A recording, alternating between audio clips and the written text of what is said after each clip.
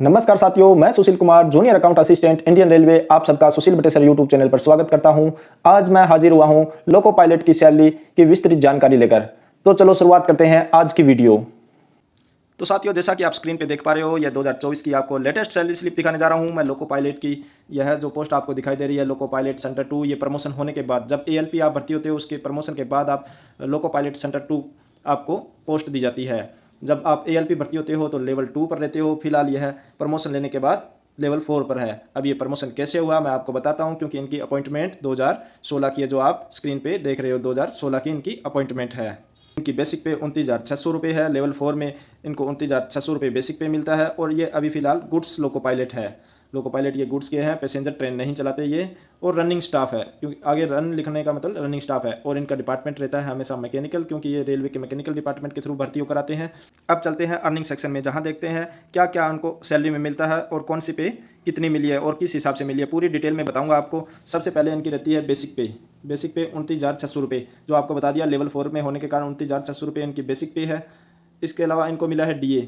अब DA फिलहाल आज की डेट में 50% है, पर इनको ये जब आप देखोगे 29,600 का 50% नहीं है, यह कुछ ज़्यादा है। तो यह इनको जब ये रनिंग स्टाफ रहते हैं, ऊपर लिखा हुआ है ना रनिंग, तो ये रनिंग स्टाफ रहते हैं, उनकी सैलरी हमेशा बेसिक से 30% इंक्रीज कर उस पर DA दिया जाता है। जब 29,600 को आप 30% इंक्रीज करोगे तो यह आपकी सैलरी बनेगी 38,480 रुपये। उसका आप जब निकालोगे 50%, तो 19,240 रुपये आपका DA निकल कर आएगा। उसके बाद DA एरियर है। DA एरियर आपका रहता है 1 जनवरी से 31 मार्च का DA एरियर है, क्योंकि ये अप्रैल की सैलरी है, इसलिए DA एरियर के रूप में मिला है। HRA इनका रहा है 7,000 के समथिंग। और ट्रांसपोर्ट अलाउंस इनका रहा है 2700 रुपये। यह आपके डिपेंड करता है XYZ कौन सी सिटी में हो, XYZ।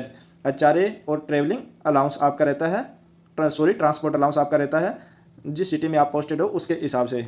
इसके बाद इनको ट्रांसपोर्ट अलाउंस का एरियर मिला है नीचे, ये भी 1 जनवरी से लेकर 31 मार्च का है। इसके बाद चाइल्ड एजुकेशन अलाउंस, इनका एक बच्चा स्कूल में एडमिशन ले चुका है, इसलिए उन्हें 27,000 रुपये सालाना, ये सालाना है, ये आपको हर सैलरी में देखने को नहीं मिलेगा, ये सालाना अलाउंस मिलता है।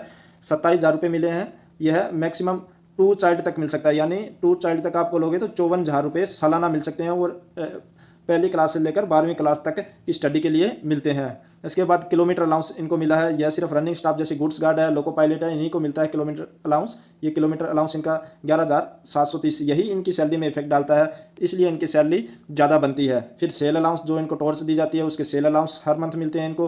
फिर लीव अलाउंस मिले हैं।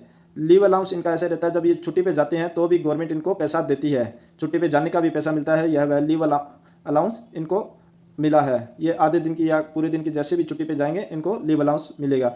इसके बाद NDA नाइट ड्यूटी अलाउंस, जब ये ट्रेन चलाते हैं तो डे नाइट दोनों रहते हैं, इनका कोई फिक्स टाइमिंग नहीं रहती है, इसलिए इनको नाइट ड्यूटी अलाउंस मिला। जितनी ट्रेन की नाइट में चली है नाइट ड्यूटी अलाउंस रहा है। फिर national holiday allowance, national holiday allowance रहता है आपके। नेशनल हॉलीडे पर भी इनकी बुकिंग की जाती है ट्रेन चलाने के लिए, तो ये अलाउंस नेशनल हॉलीडे अलाउंस रहता है। इसके बाद डिटेक्शन सेक्शन पे आ जाते हैं। डिटेक्शन में जब गवर्नमेंट कर्मचारी है, आप सेंट्रल गवर्नमेंट कर्मचारी है, तो CGISC ये है एक इंश्योरेंस होता है, ये 30 रुपये डिटेक्शन, स्टैंडर्ड डिटेक्शन होती है 30 रुपये की। फिर NPS इनका 10% बेसिक प्लस DA, जब 29,600 और 19,240 को मिलाकर उसका 10% NPS में डिटेक्ट होता है। और 14%